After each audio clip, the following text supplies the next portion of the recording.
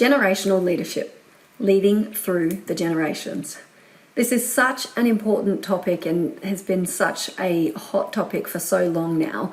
We are working in a workplace with more generations than we have ever had, and often it leaves leaders scratching their head as to what they need to do and how they're going to manage this, given that there are so many different generations and they've got different kinds of needs and expectations.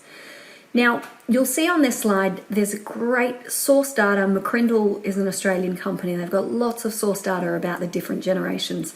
And so you can jump on their website and find out lots of stuff to help you build a multi-generational team. So you'll see on this slide here, the generations. We've got the builders, the baby boomers, Generation X, Gen Y, Gen Z, and the Alpha generation, which are coming through. So these guys haven't quite hit the workforce just yet. So once we exhausted X, Y, Z, we moved on to the Greek alphabet, and so McCrindle are predicting it's going to become Alpha, Beta, and we're going to follow the Greek alphabet. So you'll see that we're all quite different. Builders tend to be the parents of Gen X, baby boomers the parents of Gen Y, Gen X the parents of Gen Z, and so on. So it jumps and skips a generation. You'll see some social markers there, which whenever I do leadership training, you can really define you know people and their values and the way they see the world. The different generations, you can see how they're quite different. So the builders remember World War II, the baby boomers moon landing, Generation X, the stock market crash, Gen Y, September 11, Gen Z, GFC, and Generation Alpha, Trump and Brexit. And, you know, whenever I do leadership training, as I said, you'll see some specific things. So if I talk to the Generation X who remember stock market crash and remember the recession of 91 that we had to have, they'll tend to have more of a view around being quite conservative, particularly around that money phase. They like to have cash reserves there because they've seen recession. They've seen interest rates at 17%, whereas I talk to the Gen Y leaders that are coming through, and they're far more frivolous with their spending. They'll happily, go into debt, mortgages, and obviously the Gen Z guys that are just coming through now. So it's good to have a high-level understanding of what we're talking about here right up front. Now, McCrindle, as I said, are an Australian company. They've done something amazing and they've pulled together quite a bit of information around Gen Z and Alpha generation. So you'll see here generationz.com.au. You can actually go there and there's a whole heap of Gen Z articles. So everything you ever wanted to know about Gen Z, you'll see some of those thumbnails, leadership, education, their learning styles, how to motivate them, what they're like as employees, what they want from a workplace. So it'll give you lots and lots of good data that you can go in there and you can have a look at Gen Z, because that's probably the one area where I get most of my questions in a leadership capacity sense. There is polar opposites between, I guess, what baby boomers respect in the workplace and what they expect in the workplace compared to what Generation Z deliver and what they expect in a workplace, and subsequently what they also expect from their leaders, how they like to be led. So, once upon a time it was Gen Y. Gen Y were the ones given the bad rap as the new kids coming through, but then they started meeting the younger brothers and sisters of, the Gen Zs and that next generation of kids, and everything has turned to the next generation. So you'll see it's nothing new. It's just they're different. They're coming from a different lens.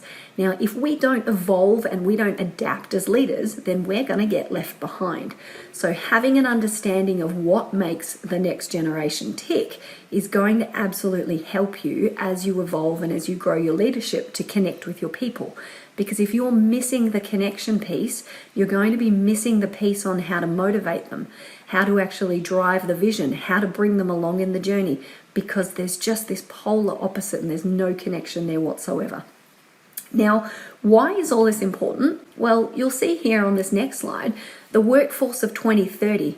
By the time 2030 rolls around, so in the next decade, Generation X will be 23% of the workforce, Generation Y will be 32% of the workforce, Generation Z will come through now to become 34% of the workforce. So by the time we kick into the 30s, Generation Z will actually have the highest representation in the workforce. And then we'll have the top of the Alpha generation. So 11% will be Alpha generation, which is those younger kids now born from 2010. They'll be starting to graduate. They'll be starting to come through the ranks. So when we look at some of the characteristics, again, this all comes from the McCrindle data of the Gen Z, the kids that are now coming through. Look at some of the differences in the effective engagement, compared to Gen X to Gen Z. Gen Z people, they're visual, they're a try and see generation. They appreciate flexibility. They're participative people, they're learner-centric. Open book world. They've been brought into a world where it's less about the exam pressure and more about the open book. They've got Google on tap for everything they need. This generation have got access to the most information of any generations we've ever known.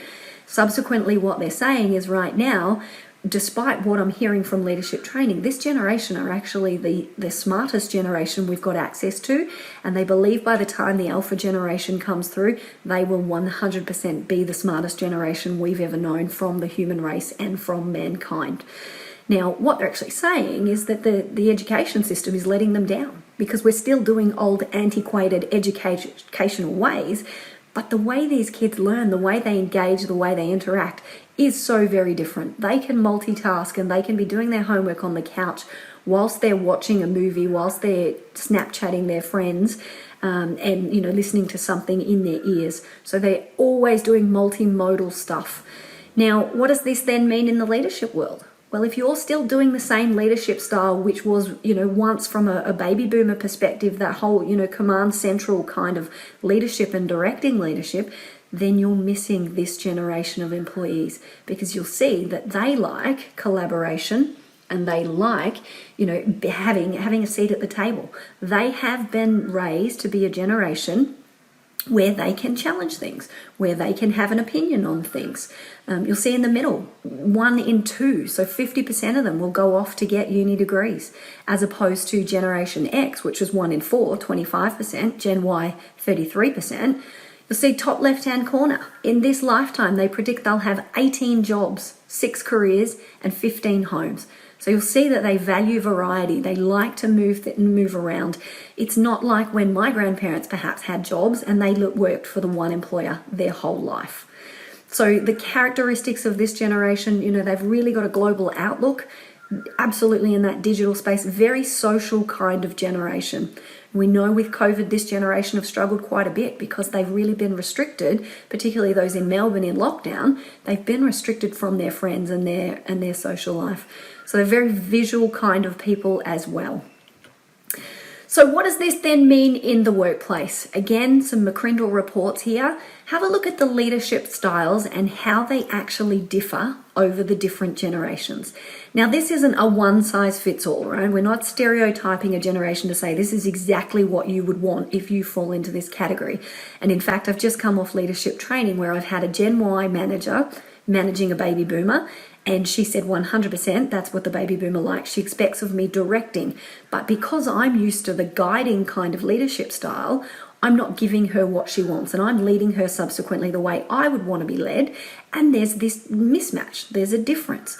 Now, by knowing this stuff, this can give us a really quick, easy depiction and perhaps a really quick uplift on how we can adapt our style to meet the needs of the individual.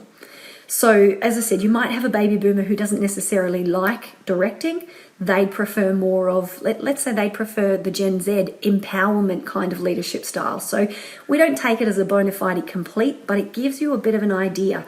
In terms of learning styles, again, this came out in my leadership session just only moments ago. In terms of learning style, there was a boomer who was used to structured learning. And the kids, the 19-year-old she was describing, the Generation Z, she was saying they're looking at me with blank looks. They're really, they're quite visual people and I'm not capturing it. And we spoke through the fact that they're a multimodal kind of learning system. And so you want to be hitting them different ways, not the old school structured learning style that perhaps worked for you when you first entered the workforce. Now that in itself gave her some exceptional light bulb moments there. So have a look at some of these leadership styles. Have a look how, by the time Generation Alpha come through, they're saying that they're going to really want the leader to be inspiring. They're going to bring that leader back in to be part of the team. And so, you're going to be a co-creator with your team. You're going to inspire the team. they're going to want virtual. And for everything I've ever read, we're really moving to virtual reality spaces, to physically maybe being in different locations, but feeling like we're in the same boardroom through the use of virtual reality and artificial intelligence. So what does all this mean then? Building a multi-generational team. We've now got a bit more of an understanding of what they want from the different perspectives, but what do we do with this information? Now, at the heart of it, let's not forget that these are human beings, regardless of how old they are and when they were born. So, most people want things like flexibility, support, a good job, appreciation when they do something, job satisfaction, the ability to grow. All of those things that are universal, you still want to be hitting those touch points. But then you want to be tailoring it to be unique to each of the individuals because we're all very different. Okay, with motivation, there's no one size fits all. With communication, there's no one size fits all. With leadership across the generation, exactly the same thing. There is no one size fits all. You have to actually tailor your approach to the individual that you're working with. So, know what your boomers want from you, and when you're in one-on-one situations, what are they looking for? Now, if you can be sharing this information with them, you can be saying to them, hey, look, naturally my leadership style is to empower you. I don't necessarily want to be directing you with everything. I'd love to be able to give you the end goal result and then have you be empowered enough to own it and come up with different ideas because you're the subject matter expert. And so then you start coaching them around perhaps teaching them a new way, allowing them to think beyond what the norm is and what they've perhaps traditionally known from a leadership style. So you're really opening up their eyes. Share with them the big picture. Let everyone know, how does your role fit into the bigger picture of what it is we're trying to achieve in this particular department. Start to break down your generational silos, okay? If that means off-site stuff, if that means doing things that appeal to a particular generation, inviting the other generation along for insights and to show them stuff. Maybe even look at mentoring different generations, because the younger generation come with an amazing ability for IT. The older generation come with so much wisdom. There is so much cross-generational learning that can be possible when you start perhaps doing mentoring arrangements and you really utilize that. And get the team to understand that a difference in perception and perspective is okay. We all see the world differently, but we're going to get far greater outcomes if we actually challenge each other. If we challenge the way we think and we don't just do what we do because we've always just done it that way, absolutely the generations coming through can have some great ideas where we can evolve our processes. And then finally, bring it all together. Talk to your teams about this kind of stuff. Give everyone the opportunity for growth. Talk about the pink elephants in the room. If we've got the younger generation and there's silos and there's divides and there's segregations, don't sweep it under the carpet like it doesn't exist. Create enlightenment. Talk about what the problems are. Let everyone have, their perspective, their opinion. Let them understand how, the other perspective and the other opinion, and start to bring it all together as a team in a unique, holistic way. And then most importantly, think about, what opportunity does this bring for you and for your team and your organization? Because everybody listening to this video is going to have a different team, different dynamics, different generations as well. Some industries just naturally have, different levels of generations just based on the things that they do. Others have a wide, diverse generational range. I look at great companies like Bunnings and Woolworths, where they really try to have a great segregation and spread of generations. What do these opportunities bring for you? So hopefully that gives you a little bit more insightful information around the different generations, that it's not something to be feared. Don't overthink it. Yes, there are absolutely differences. Yes, what we inherit within Generation Y is a very different generation to what we've seen previously. Same with Z, same with X, same with Alpha. Every generation comes with something different. They've been parented differently.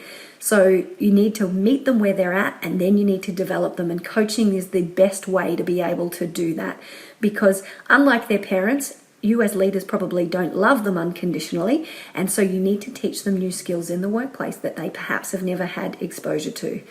So enjoy it, embrace it, open the discussion up with your team because it's a fascinating one, and there's so much that you can learn if you can really start to bring those generations together and let them know that we can absolutely learn from each other.